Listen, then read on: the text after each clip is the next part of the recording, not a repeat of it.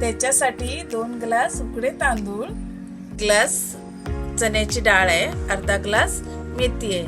हे सगळं स्लो गॅसवर भाजून घ्यायचं आणि मग चक्कीला द्यायचं.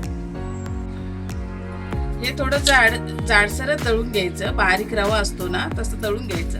आता आपण हे अर्धा किलो गूळ ना किसून घेऊया याच्यात आणि मिक्स करूया. किसून घ्यायचं.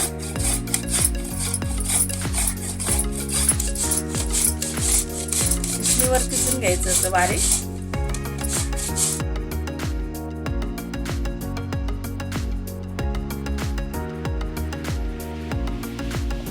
हे असं मिक्स करायचं.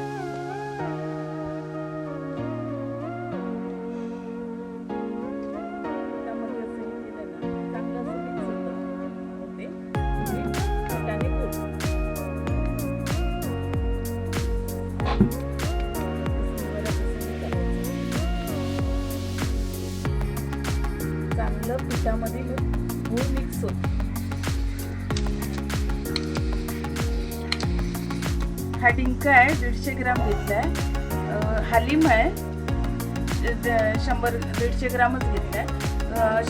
50 ग्राम काजू, 50 ग्राम बदाम आहे आणि हे थोडंसं खोबरं आहे. हे सगळं भाजून घ्यायचं आणि डिंक तळून घ्यायचं आणि मग मिक्स करायचं. तूप तापलेलं आहे. आता आपण डिंक तळून घेऊया. चांगला असं तूप चांगलं तापलं ना का डिंक चांगला फुलतो.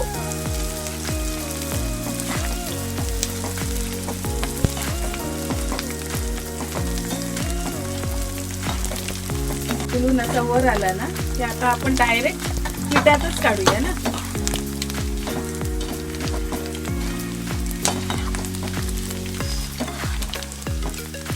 आता बघा फुलला चांगला.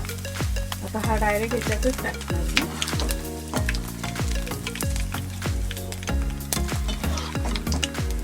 बोल.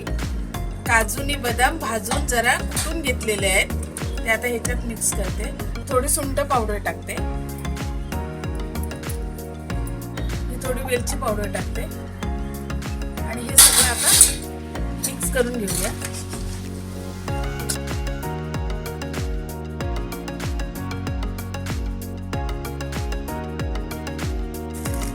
डिंक थोडा जाडसर हे ठेवलंय अक्का म्हणजे दाताखाली भेटेल ना.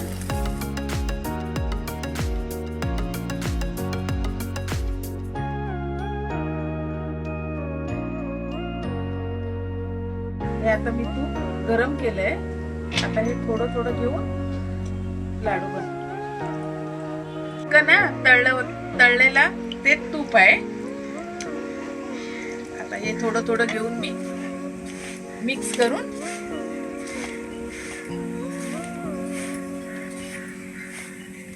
आता हे थोडं थोडं मिक्स करून आता हे असे लाडू बनवणार आहे.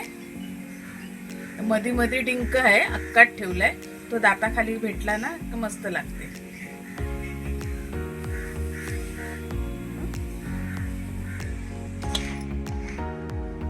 हे आपण थोडं थोडं मिक्स करू. नाहीतर कसं तूप ना घट्ट होतंय ना. हे थोडं थोडं घेऊन असं लाडू बनवायचे. हे आपले पौष्टिक लाडू मेथीचे तयार आहेत. हा व्हिडिओ तुम्हाला कसा वाटला तो नक्कीच सांगा आणि चॅनलला सबस्क्राईब करा.